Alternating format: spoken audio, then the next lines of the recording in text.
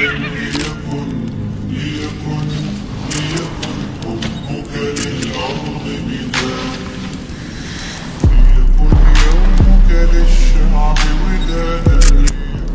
কি পৃথিবীর দক্ষিণ প্রান্তে এমন এক বিশাল জলরাশি রয়েছে যা একাধারে সৌন্দর্যের রহস্য আর ভয়াবহতার প্রতীক, যেখানে মানুষের পা খুব কম পড়েছে, কিন্তু প্রাকৃতির প্রতিটি ঢেউ যেন বলে দেয় এখানে আমি রাজ। এই মহাসাগরের কোনো সীমা নেই, চোখে দেখার মতো নেই কোনো পরিচিতি, শহরের মতো আর কোনো নেই উষ্ণতা যেটা আপনাকে আগলে রাখে। এক নামে এতটা রহস্য লুকিয়ে থাকতে পারে, সেটা কি আপনি ভেবেছেন কখনো? এই নামটা আমাদের খুব চেনা মনে হলো, আসলে ইতিহাসে এই নাম ছিল বহু বছর ধরে অস্বীকৃত, বিতর্কিত এবং প্রায় হারিয়ে যাওয়া। প্রশ্ন উঠেছিল, অবধি কি এটি প্রাকৃতিক বা পৃথিবী মহাসাগর, নাকি এটি কেবল প্রশান্ত আটলান্টিক আর ভারত মহাসাগরের দক্ষিণাংশ? 1700 শতকের দিকে প্রথম কিছু নাবিক তাদের মানচিত্রে দক্ষিণ গোলার্ধে একটা বিশাল জলরাশি আঁকতে শুরু করলেন। তাদের মতে পৃথিবীর দক্ষিণে থাকা বিশাল বরফের ভূখণ্ডের চারপাশে থাকা জলরাশির আলাদাই একটি মহাসাগর। এর গতিপথ, স্রোত এবং চরিত্র ছিল একেবারেই স্বতন্ত্র। তারা এটাকে ডাকত দ্য অ্যান্টার্কটিকা। তবে আধুনিক বিশ্ব এই ধারণাকে গুরুত্ব দিতে শুরু করে 20 শতকে এসে।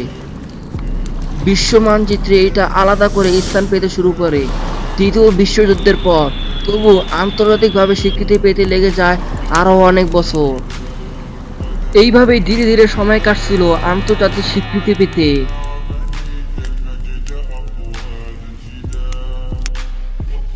চারটি মহাসাগরের বাইরেও একটি মহাসাগর রয়েছে যা আমাদের এখনো পর্যন্ত দেখানো হয়নি। 2000 সালে এটি পেল আন্তর্জাতিক স্বীকৃতি, তবুও মানুষের চোখ এর গভীর রহস্যে আজও পর্যন্ত প্রবেশ করতে পারেনি। এই মহাসাগরের পানি এতটা পরিমাণে ঠান্ডা যেখানে লবণ না থাকলে বরফ হয়ে যেত যে কোনো মুহূর্তেই। তবু এখানে জন্ম নেয় এক ধরনের মাছ যাদের রক্তই বরফ প্রতিরোধী। বিজ্ঞানীরা বলেছেন গবেষণা করে তাদের রক্তে আছে অ্যান্টিফ্রিজিন। এই মহাসাগর আমাদের শেখায় জীবনের সংখ্যা পরিবর্তন করতে হয় সময়ের সাপেক্ষে। সার্কাম্পোলার কারেন্ট শব্দটা যেন বজ্রপাতের মতো। এটা পৃথিবীর সবচেয়ে শক্তিশালী সমুদ্রের ধারা। অ্যান্টার্কটিকা মহাসাগর পুরো পৃথিবীর সমুদ্রকে একসাথে বেঁধে রাখে, একসাথে জুড়ে দেয় ভারত মহাসাগর, আটলান্টিক মহাসাগর।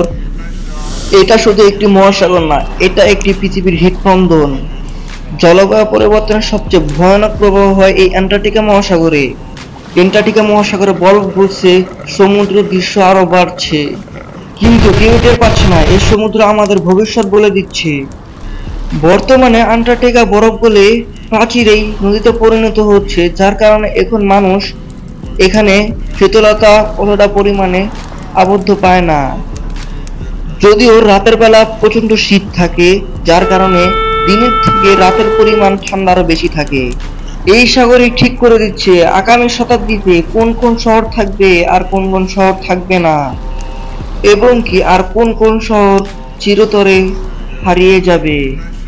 অ্যান্টার্কটিকা মহাসাগরের সমুদ্রের ঢেউয়ের কারণে হারিয়ে যেতে পারে কলকাতা, ভেনিস এবং মিয়ামি। আপনি কি প্রস্তুত এই সাগরের জলের তলে, যেখানে সূর্যের আলো পৌঁছায় না এবং বিজ্ঞানীরা খুঁজে পেয়েছেন অদ্ভুত সব প্রাণী?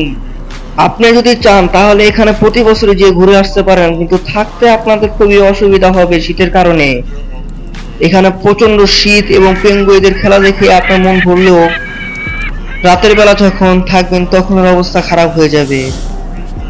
আপনি যদি অ্যান্টার্কটিকা মহাসাগরে যেতে চান, কিভাবে থাকবেন, কিভাবে যাবেন, কিভাবে নামবেন, তা পুরোপুরি আপনাদের এখন বলে দিচ্ছি। আপনি যদি পৃথিবীর শেষ প্রান্তে সত্যিই যেতে চান অ্যান্টার্কটিকা মহাসাগরে, তাহলে আপনি যেভাবে যাবেন, যাত্রা শুরু করতে হবে দক্ষিণ গোলার্ধ থেকে। সাধারণত 3টি বড় গেট রয়েছে। বিশ্বের অনেক এক্সপেডিশন ক্রুজ রওনা দেয় এখান থেকে। সাধারণত 10 থেকে 20 দিনের যাত্রা। ড্রেক প্যাসেজ পেরিয়ে আপনি পৌঁছে যাবেন অ্যান্টার্কটিকা মহাসাগরে।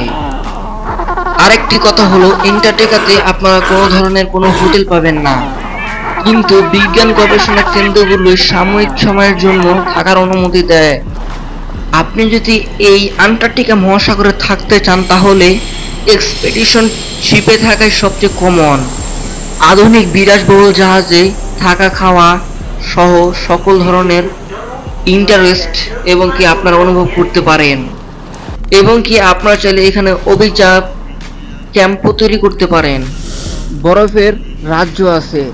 1773 সালে ক্যাপ্টেন জেমস কুক প্রথমবার অ্যান্টার্কটিকার সীমায় পৌঁছান, কিন্তু প্রবেশ করতে পারেননি। তবু দক্ষিণ সাগরের নাম ছিল শেষ সীমানা, দ্য ফাইনাল ফ্রন্টিয়ার। এটা ঠান্ডা পানি পুরো গ্রহকে ঠান্ডা রাখে। এই পানি কার্বন ডাই অক্সাইড শোষণ করে, যা গ্লোবাল ওয়ার্মিং কমাতে ভূমিকা রাখে। যদি এটার ভারসাম্য নষ্ট হয় তাহলে পৃথিবী তাপগদ্ধ হয়ে উঠবে।